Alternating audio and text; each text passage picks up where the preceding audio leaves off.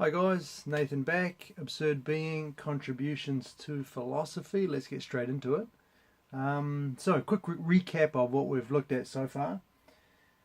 We've got the resonating, and we saw that the resonating leads to the interplay, that transition from the first beginning to the other beginning, and this was accomplished in the leap. And once we got to that point, the leap reveals. And I've just these connecting terms. I've just made these up, by the way. They're not features in contributions as such, but they seem to make sense, so I've thrown them in there. The leap reveals to us, or makes clear, the grounding, and we looked at those four parts, elements of the grounding: Dasein, language, truth, and time and space. Dasein as the sight of the truth of being. We looked at being towards death and the way it's not a nihilistic way of thinking, but it's more essential to what it is to be a human being. And selfness, the way that we kind of have to earn our selfness through inquiring into the truth of being. Language, the way language worked in tandem with Dasein in order to reveal, or in order to clear the ground for truth. We saw truth as well, truth as both that clearing and the concealing. That was one side of it, clearing and concealing, and the other side where truth was openness. And we saw how that played out, and we connected that back to what Heidegger mentioned, what Heidegger talked about on the essence of truth. And time-space, we saw time-space as the abyssal ground, and although we didn't make much headway there, we did talk about it as the hesitant self-withholding, and the way constancy and presence feature in both and serve to highlight the way the two are interconnected, even though they're very different. And we also looked at the way time and space might possibly serve as a way that truth is self-concealing. Sorry. So that's kind of a recap of where we are. Today we're going to be moving on to the future ones and the last God. And we'll nail both of those in this video. So the future ones, this is basically a really Nietzschean chapter, and it's quite short. But what Heidegger is talking about in this chapter is the way our task is to, and this is a quote, to prepare for these future ones. So that's our task. And he thinks that these future ones will ground Dasein. And I've got a longer quote which will help clarify this, hopefully. So Heidegger says here, "Our own hour is the era of downgoing. The downgoing, in the essential sense, is the path to the reticent preparation for what is to come. The ones who go down in the essential sense are those who run beneath what is coming, the futural, and sacrifice themselves to it as its future invisible ground. The steadfast ones who perpetually expose themselves to questioning. Those who go down are always questioning." Now this is, if you've read Thus Spoke Zarathustra by Nietzsche, you will immediately recognize the parallels here, and it really just sounds so much like Nietzsche. We're going down, we're sacrificing for the future ones, we go down. So it has a lot of that, those parallels with Nietzsche. The way we go down is by questioning, and so this might be an extension of Nietzsche, Heidegger, going beyond what Nietzsche talked about in Thus Spoke Zarathustra. But this idea of going down, it sounds a little bit like we're kind of the future ones will come in above us. They're a higher kind of being, perhaps. They're at any rate, whatever it is, they're at a higher level than us, and so we're going down before them. It has that feel of there's a rank in place, and we're down here kind of laying the groundwork, and they're going to come in above us, these future ones. And so there's this idea of sacrifice as well. Basically in this part there are two groups for Heidegger here, and we've got the seekers, who are the preparers, the ones who prepare the way for these future ones, and the future ones. And Heidegger says they will ground Dasein, although exactly what that means is not clear, and is not made clear, I think. And again, this is just pure Nietzsche. There's no way to see this in any other way, really. The future ones are clearly Nietzsche's Übermensch, and the seekers are the prophet, Zarathustra himself, or perhaps Nietzsche himself, the ones who come before these future ones. Now, this whole section I really find to be awkward in Heidegger. It makes perfect sense in Nietzsche, and it's really what Nietzsche was all about.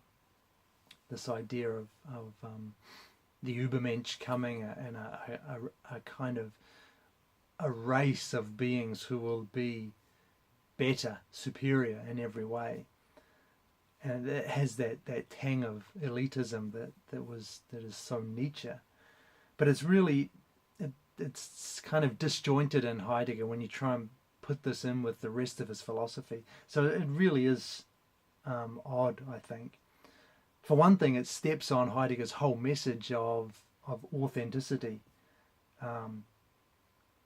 as it was laid out in Being and Time, where we are supposed to, or we can become authentic. We can achieve Dasein. And that's what we've been looking at this whole time, right? Questioning into being is something we can do. But now we're told, actually, we're not going to get there. We're just laying the groundwork. The ones who come after us are going to reap the benefits of that. It just doesn't gel at all. And on top of that, secondly, what does grounding Dasein mean when Heidegger talks about it in connection with the future ones? The future ones will ground Dasein. It's just not explained, and I mean, can't we do that? I mean, yeah, it's kind of like there's this it's been very individual. Heidegger's been focused on the individual achieving their own authenticity, and coming into a greater and clearer understanding of being. And now suddenly it's again, we're deferring this idea of grounding Dasein. And thirdly, another reason why it seems awkward here is that Heidegger doesn't dwell on it much. He doesn't talk about it that much. This section is totally dedicated to it, and it does crop up in various places, but it's a real it doesn't feature anywhere near as much as his other topics, the other things that we've talked about. So it is kind of minor in that respect as well. So that's the future ones right there. That's it. There isn't much to it, and I don't think there's really much point dwelling on it any further. So let's move into the last God.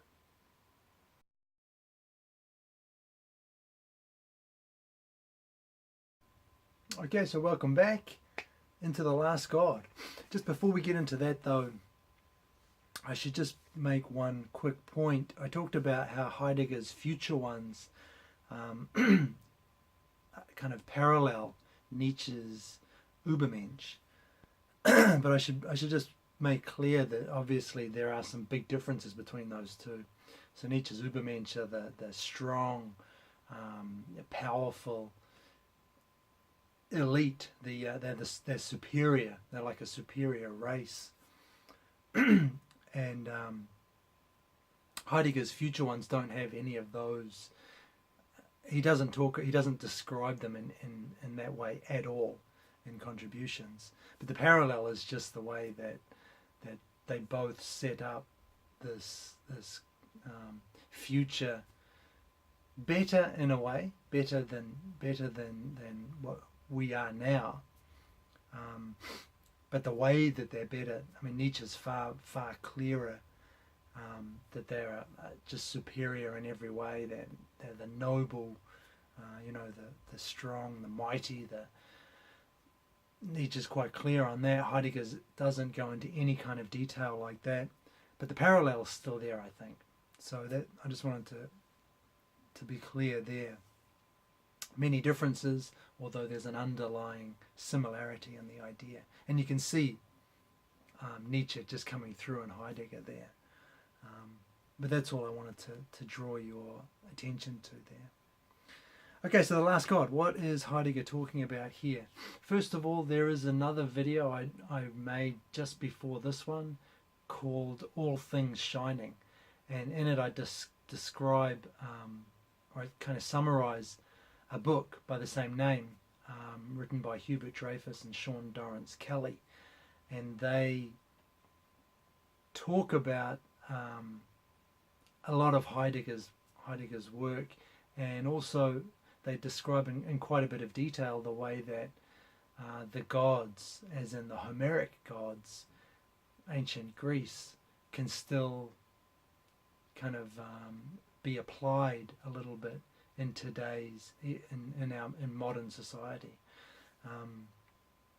and a lot of what they say overlaps with what I'm going to talk about in this video, and in the way that Heidegger saw the gods and or the last God, as we're describing it here. So if you haven't seen that video yet, I strongly recommend you watch that first. It will just make things much clearer, I think. I'm not going to go into the same level of detail regarding the gods that I did in that video. That's why I'll put a link to that video down in the description box. But with that said, let's look at the last God. So first of all, I want to look at what the last God isn't. So first, it's not. This has nothing to do with religion for Heidegger. It's nothing to do with mysticism or spirituality. None of those aspects play a role in Heidegger's God. And he says, neither in personal nor in massively shared lived experience does the God still appear. So he's just trying to get rid of that idea. It's not a personal, religious, kind of spiritual encounter, nor is it in some kind of lived experience, some pseudo-metaphysical, mystical, spiritual notion here. So we can get rid of that. What about being then? Being itself, B-E-Y-N-G. Can we equate God with being? That they seem to share,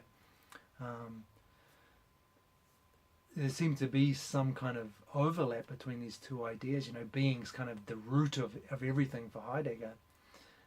And God plays a similar role for many religions. So perhaps being is God, God is being. Well, Heidegger says, he's clear on this front as well. The God is neither a being nor a non-being, and is also not to be identified with being. So that's that idea blown. It's got nothing to do with being.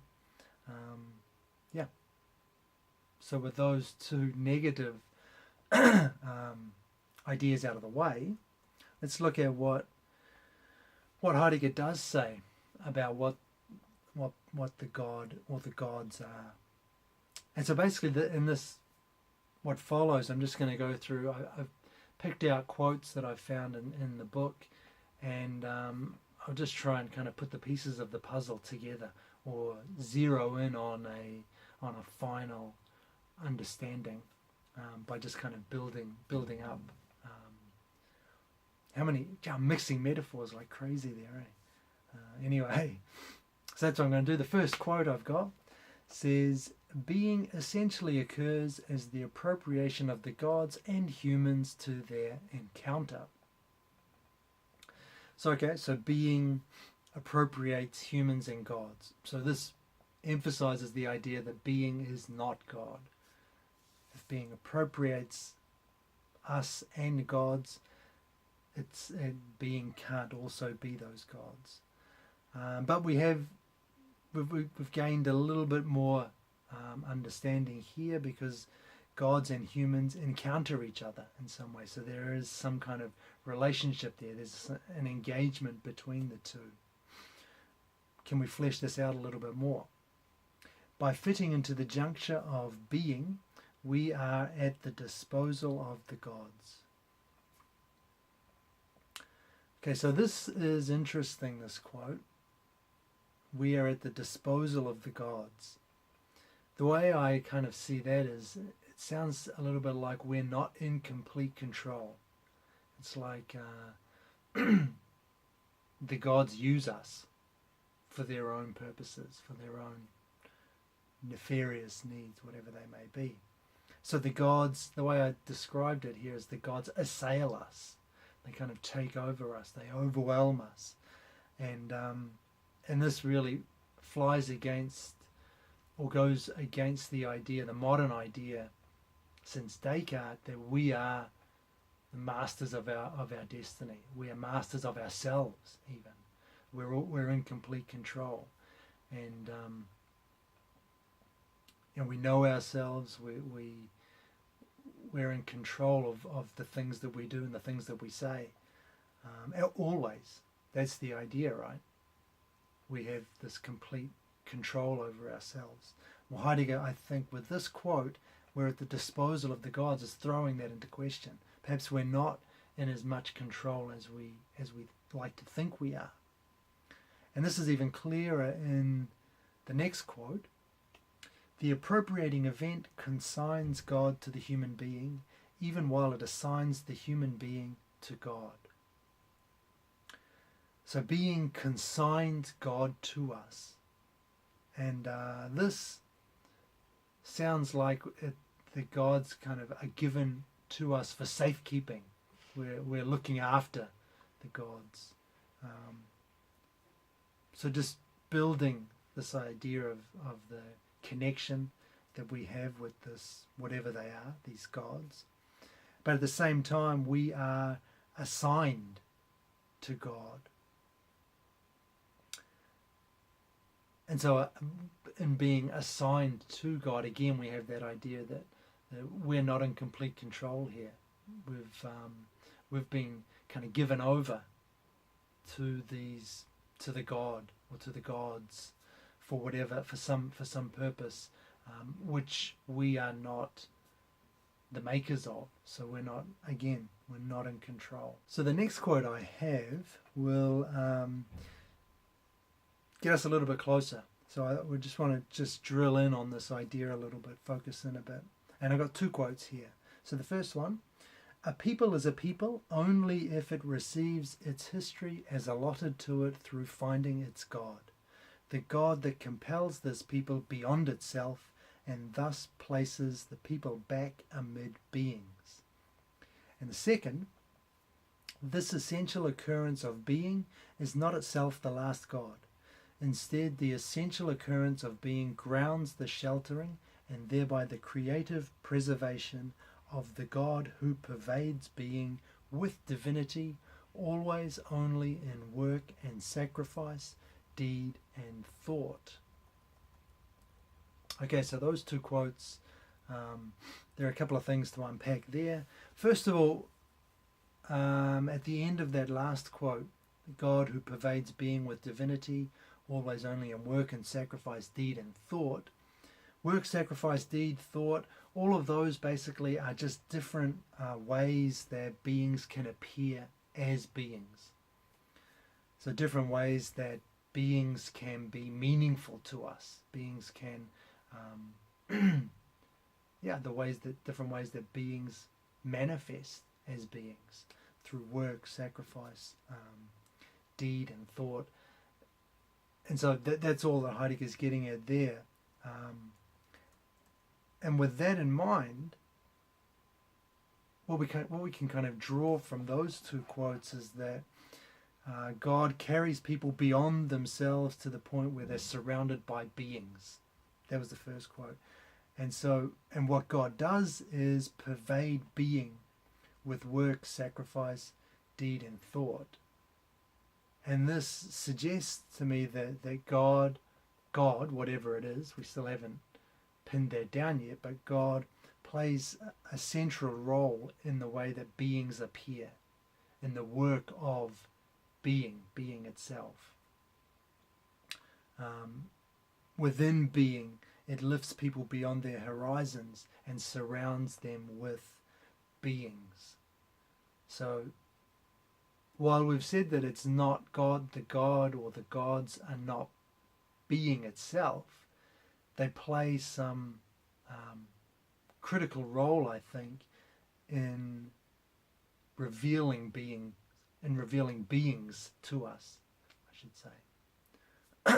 And I think that's getting us very close to the final idea here. And I got 3 quotes to hopefully bring this to a conclusion. To speak of the gods does of course not mean that a decision has been made here affirming the existence of many gods instead of one. Rather, it is meant to indicate the undecidability of the being of gods, whether one or many. This undecidability carries within it the question of whether something like being can be attributed to gods at all without destroying everything divine. To speak of the gods is to name the undecidability as to whether a god and which god could arise once again as an extreme plight for which essence of the human being in which way. Second quote, yet why should thinking about the Godhead be a matter of calculation instead of an attempt at meditation on the danger of something strange and incalculable?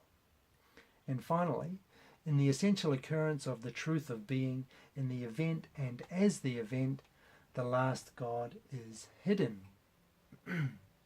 Okay, so there was a lot in those. But in the first, well, if I just go through them, take them all together, taken together, I think these quotes describe God as something mysterious, something incalculable, and something hidden, but also something which arises for the human being and conditions his or her essence, was the word, and the way that that essence manifests. And this idea, I think, converges quite nicely with what I talked about in the All Things Shining video, where Dreyfus and Kelly describe the gods as moods, basically. Moods which assail us, which overwhelm us, overtake us, and also attune or orient us to specific situations. And when they do that, what they do is disclose a world before us. So the the gods here, as the connection is to the Homeric gods who kind of operated within their own. Each god had his or her own domain. Aphrodite was the goddess of love, Ares the god of war, those kind of things. So they each had their own domain. And when an individual was taken over by one of those gods, or in the presence or kind of being looked after by one of those gods, then the individual saw things in a certain way, a way that they might not have perceived, or they may not have apprehended if they hadn't been kind of under the spell of that particular god or goddess. And so I think that's what Heidegger's getting at here. These gods, if I can substitute that word out for moods, moods overtake us, and when they do, they the beings, the things around us, manifest in a particular way, which coincides with that particular mood.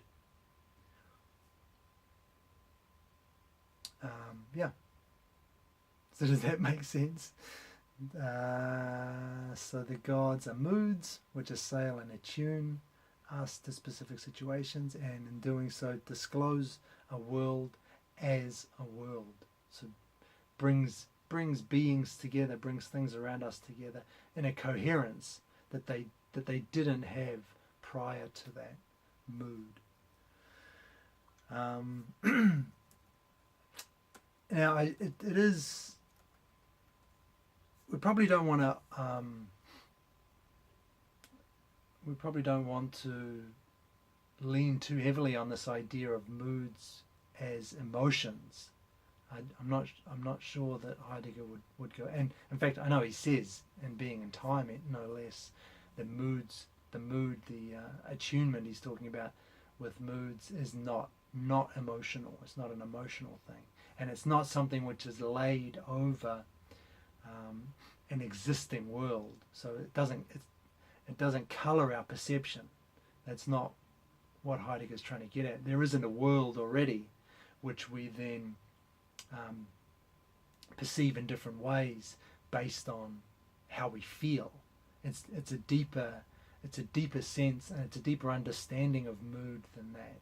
So things aren't just being kind of coloured by our emotions. We're at a deeper ontological level, to use a Being and Time term. Without this mood, this kind of orienting force, there is no world at all. So it's only through that orienting force that the world appears as a world, as a coherent structure. And so, yeah, we shouldn't make the mistake of thinking that these moods are just emotions, and that we're just, it's like putting on different glasses, different tinted glasses. You got your rose tinted glasses on, everything looks rose colored, rosy red or something, and you got blue tinted glasses on, everything looks blue. That's not the idea here. It's deeper than that. Before you have these moods, there is no world. So the moods they disclose a world as a world that wasn't there before. And the other thing that I did want to note, we're not in control of this.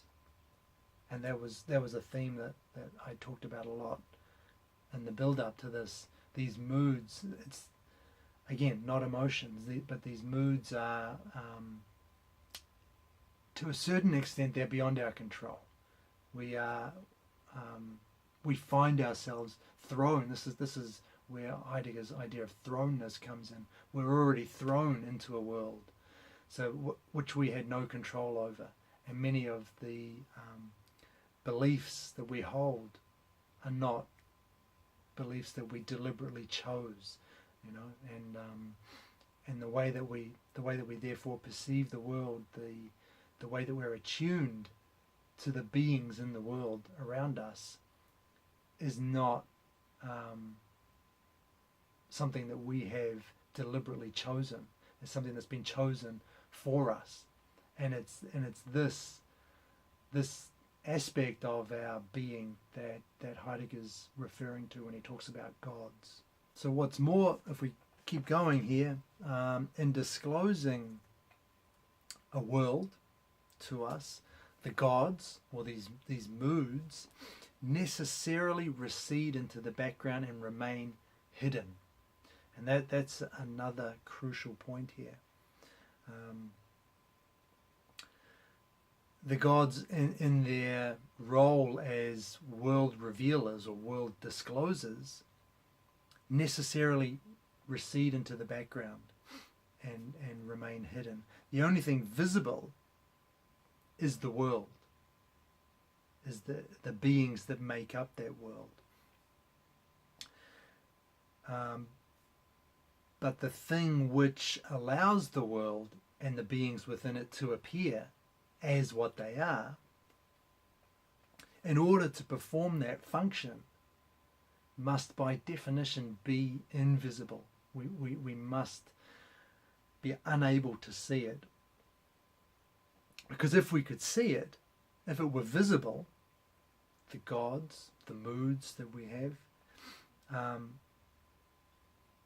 if these were visible, they wouldn't be able to disclose the world because they would be a part of it. They would manifest as aspects of the world, as beings in the world. And so they would be unable then to fulfill their function as disclosing a world. So by definition, and this, I guess the glasses are a good example here, because when you've got the glasses on, you're not seeing the glasses. You're seeing through the glasses to the world, but it's the glasses which bring the world into focus, bring the world into coherence. They give meaning, and they give the certain kind of meaning that makes a world. So, but in order to do that, you must not be able to see the glasses. If you could see the glasses, then you wouldn't be seeing the world that they open up. Hopefully that makes sense. It kind of makes sense in my head, I think. But as I was explaining it, it just started to waver a little bit. Yeah, so I think those are the key points there. It's the gods, essentially, for Heidegger, are these moods which are not emotions. And we need to be careful, I think, in slipping into that. And I think I've slipped into that as well in the way I've thought about it. But yeah, they're not moods, but it's a deeper, if I could say, like ontological moods, if that makes sense. It's the way that in a way it's the way that we've been raised. It's the culture that we've been raised in. It's the experiences that we've had. All of those things contribute to the way that we see the things around us, the way that we understand it and put things together in a way that makes sense as a world. And it doesn't even have to be something kind of permanent either. And that's another good point that's not raised here, but it can be temporary. It can be the way that you relate in social situations. You can take on a kind of style or mannerisms or ways of behaving that are different in different situations. When you're just, say, one-on-one, having a one-on-one conversation with a friend, as opposed to a group situation, perhaps you relate to those in different ways, and you relate to and when you're alone, you have a different way of relating, or with different sets of friends you relate in different ways, and each of those different moods that take over you when you're in those different settings, they disclose the world in a particular way, in a certain way, and you didn't control that. You didn't control how those moods were going to assail you. They just do, and it's the result of many different factors in your life over which you had no control, and yet it's due to them that the world reveals itself in a particular way to you at a particular time, in a particular situation. And and to that extent, they are gods. They perform the role of gods. The moods that we that orient us towards our surroundings, and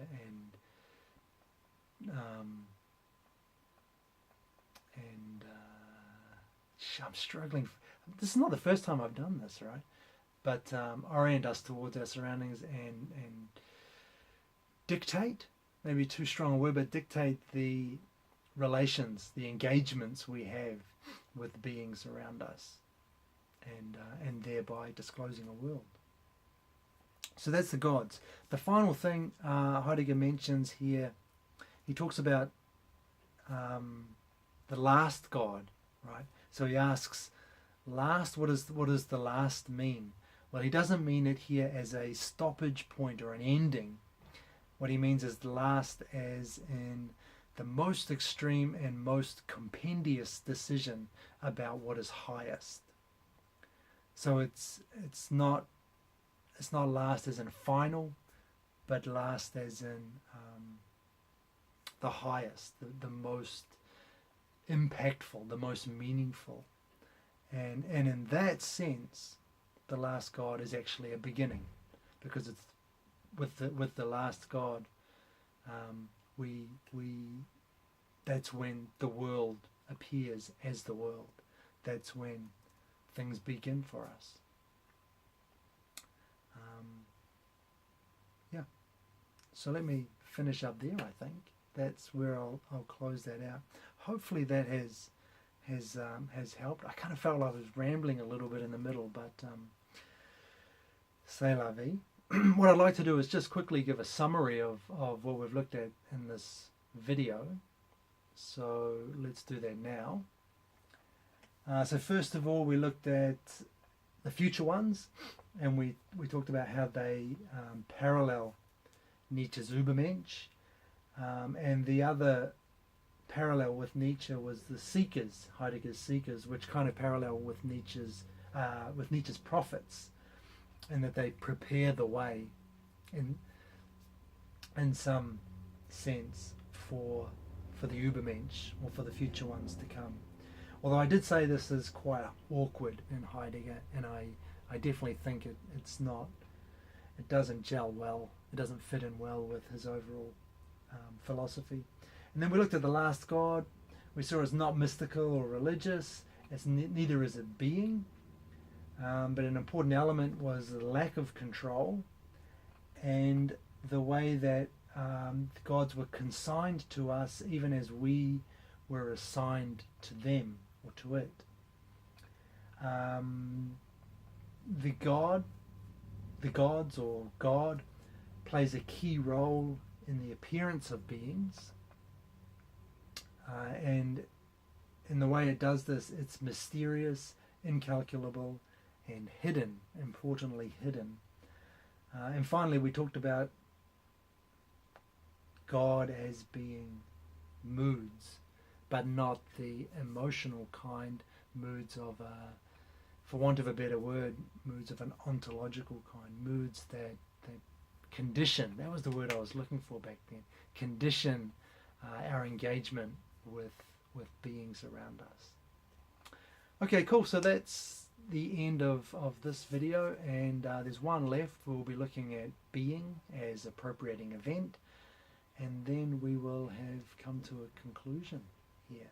So over the weekend, someone suggested that I create a discussion forum on my website. So thanks, Oscar, by the way. But I'd never thought about doing that, actually, at least partially because I had no idea how to go about doing that. And it turns out, though, it's pretty simple. So there's a discussion forum now available on my website, which I will put a link to below as well. And so yeah, if you have any interesting thoughts or comments or questions you want to raise, and reach kind of a broader audience than the comment section in these YouTube videos allow, yeah, that's there as a resource should you want it. And when I say broader audience, at the moment, that means two. That means two of us, me and Oscar. But yeah, it's there. It's a potential resource, and it'd be good to hear from any of you if you have any thoughts or anything you want to kind of raise to discuss with other people, that would be the place to do it. Yeah, otherwise, that's where I'm going to round up here.